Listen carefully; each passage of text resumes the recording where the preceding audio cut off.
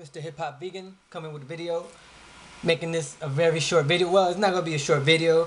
What this video is about I live in Tampa. I've been living here for a couple of years, and on the news they were I think it was 2008 or even a little bit later than that, where they were talking, where these two reporters were making a report about Monsanto and RBH, which they're using milk and stuff like that, and they talk about the whole situation and what happened and why this news didn't come up on the news, and how Monsanto stopped them from making the report. And I got the clipping here. I'm going to show you the clips. After you watch this, I'm going to show you the clip. It's like an 8-minute clip, so watch it and understand that it's not all about it's not all about doing the right thing sometimes. You see how these reporters were doing the right thing and they still got stopped. Big corporations with money, anything can happen. So please watch this video. Thank you for watching my channel. Subscribe to my channel. I'm going to have a whole bunch of other videos coming up about crazy shit that's happening. So watch my video, subscribe to my channel, like this video, and thank you for watching. One. In a world economy where information is filtered by global media corporations, keenly attuned to their powerful advertisers, who will defend the public's right to know? And what price must be paid to preserve our ability to make informed choices?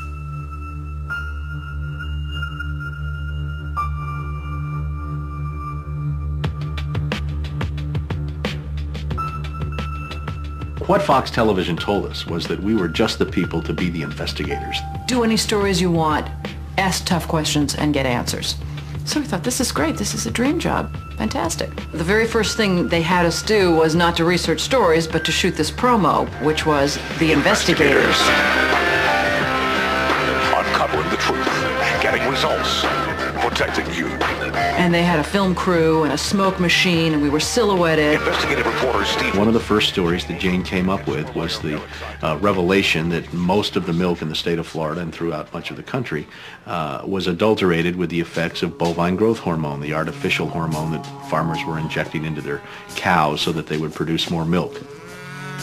With Monsanto, I didn't realize how effectively a corporation could work to get something on the marketplace. The levels of coordination they had to have. They had to get university professors into the fold. They had to get experts into the fold. They had to get reporters into the fold. They had to get the public into the fold. And of course the FDA, let's not leave them out. They had to get the federal regulators convinced that this was a fine and safe product to get it onto the marketplace. And they did that. They did that very, very well. It's a great time to be a high-producing cow. Posilac One Step, bovine somatotropin by Monsanto. The federal government basically rubber-stamped it before they put it on the marketplace. The longest test they did for human toxicity was 90 days on 30 rats. Posilac is the single most tested new product in history and is now available to you specifically so you can increase your profit potential. And then either Monsanto misreported the results to the FDA, or the FDA didn't bother to look in depth at Monsanto's own studies. The scientists within Health Canada looked very carefully at bovine growth hormone and came to very different conclusions than the Food and Drug Administration in the U.S. did. Monsanto's engineered growth hormone did not comply with safety requirements. It could be absorbed by the body and therefore did have implications for human health. Mysteriously, that conclusion was deleted from the final published version of their report. They knew there were problems. They saw serious potential human health problems, and they stood up in Canada and said, we're not going to approve this because we don't believe it's safe. We have been pressured and coerced to pass drugs of questionable safety, including the RBST. I personally was very concerned that there's a very serious problem of secrecy, conspiracy, and things of that nature, and something needs to be done. The FDA was then on the hot seat. They had to come up with an answer. They didn't come up with a good one, and they never took the opportunity then. I mean, what would they do? Pull it off the market and say we need to now do the job that we didn't do the first time? They didn't do that. We wrote the story. We had it ready a week beforehand. They'd bought ads.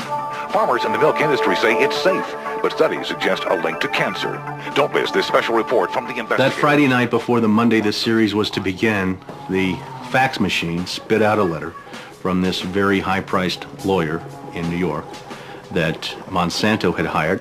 It contained a lot of things that were just off-the-wall false, just demonstrably false.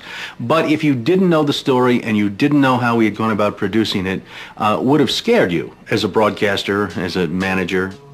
And they decided that they would pull the story and they would just check it one more time. But the bottom line was that there was no factual errors in that story. Both sides had been heard from. Both sides had had an opportunity to speak. 1 week later, Monsanto sent the second letter, and this was even more strongly worded. And it said there will be dire consequences for Fox News if the story airs in Florida. And this time they freaked. They were afraid of being sued, and they were also afraid of losing advertising dollars at all of the stations owned by Rupert Murdoch. And he owned more television stations than any other group in America. That's 22 television stations. That's a lot of advertising dollars for Roundup, Aspartame, NutraSweet, and other products. So we got into a battle, and the first deal was the new general manager. And his name's Dave.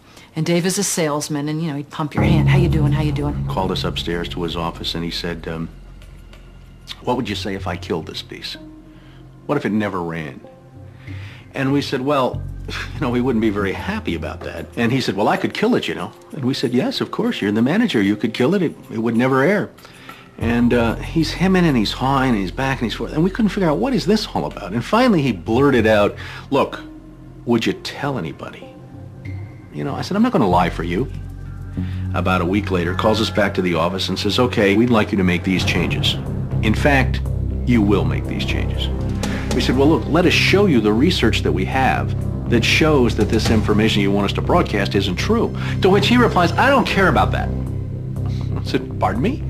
And he said, well, that's what I have lawyers for. Just write it the way the lawyers want it written. I said, you know, this is news. This is important. This is stuff people need to know.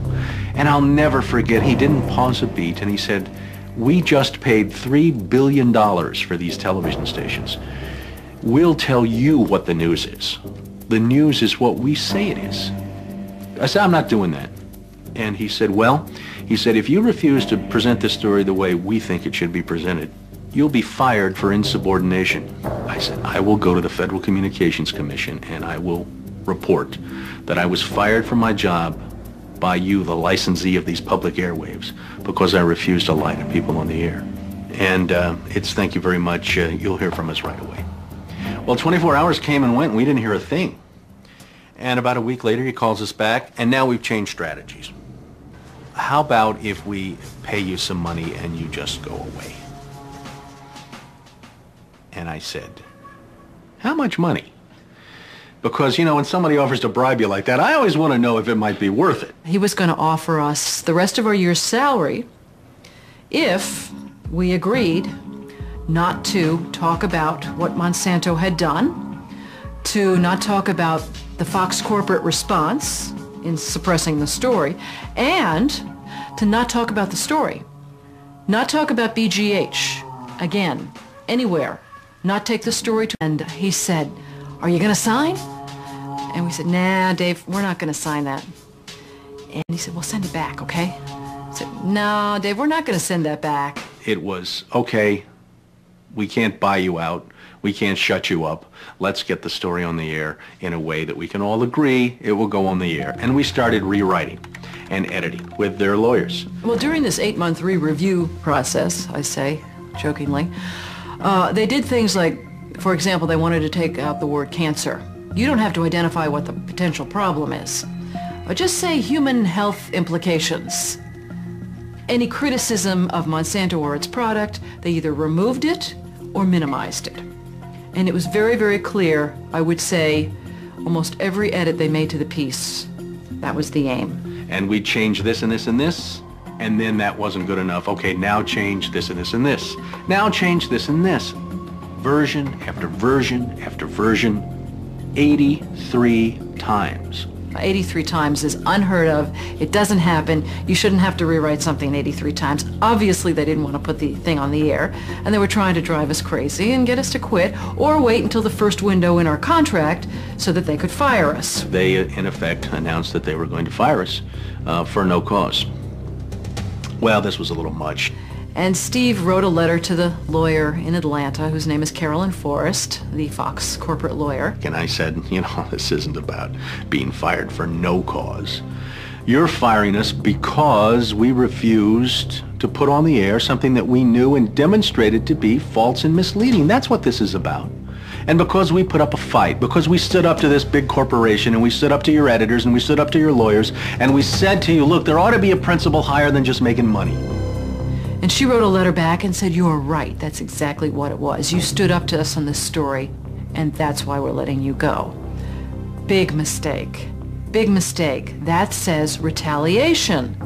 You can't retaliate against employees if they're standing up for something that they believe is illegal, that they don't want to participate in. So that gave us the whistleblower status that we needed in the state of Florida to file a whistleblower claim against our employer. What Fox neglected to report is this.